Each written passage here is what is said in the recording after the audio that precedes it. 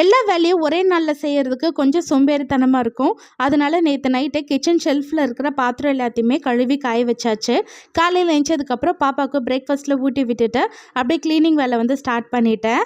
டஸ்ட்லாம் clean பண்ணிவிட்டு ஈரத்துணியை வச்சு தொடச்சி விட்டுட்டு அதுக்கப்புறம் ட்ரை கிளாத் வச்சு தொடச்சி விட்டுட்டேன். அதுக்கு மேலே நல்லா திக்கான பேப்பர் போட்டுட்டு கழுவுன பாத்திரம் எல்லாத்தையுமே அடுக்கி வச்சாச்சு. இந்த சாப்பர் பார்த்தீங்கன்னா வாங்கி 2 வருஷம் கிட்ட ஆயிடுச்சு. ஆனால் யூஸ் பண்ணது பார்த்தீங்கன்னா 2-3 டைம் தான் யூஸ் பண்ணியிருக்கேன்.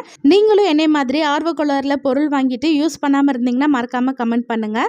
வேலையெல்லாம் முடிச்சதுக்கப்புறம் அம்மா வீட்டிலேருந்து கொண்டு வந்த பாத்திரம், ராகி மாவு, புளி எல்லாத்தையுமே எடுத்து வச்சுட்டு இருந்தேன். புளியை ரொம்ப நாளைக்கு ஃப்ரெஷ்ஷாக ஸ்டோர் பண்ணுறதுக்கு பாதி அளவு மட்டும் யூஸ் பண்ணுறதுக்கு வெளியே எடுத்து வச்சுட்டு மிச்சத்தை பார்த்தீங்கன்னா நல்லா ஏர்டைட்டான பாக்ஸில் போட்டு ஃப்ரிட்ஜில் ஸ்டோர் பண்ணி வச்சிருவேன். இந்த மாதிரி ஸ்டோர் பண்ணும்போது 1 வருஷம் ஆனால் கூட கலர் மாறாமல் ஃப்ரெஷ்ஷாக இருக்கும். பழைய புளியை சாமி பாத்திரம் கழுவுறதுக்கு யூஸ் பண்ணிப்பேன். இன்னைக்கு சிம்பிளான லஞ்ச் மெனு தான். ரசம், முட்டை வறுவல், மாம்பழத்தோட சூப்பராக சாப்பிட்டாச்சு.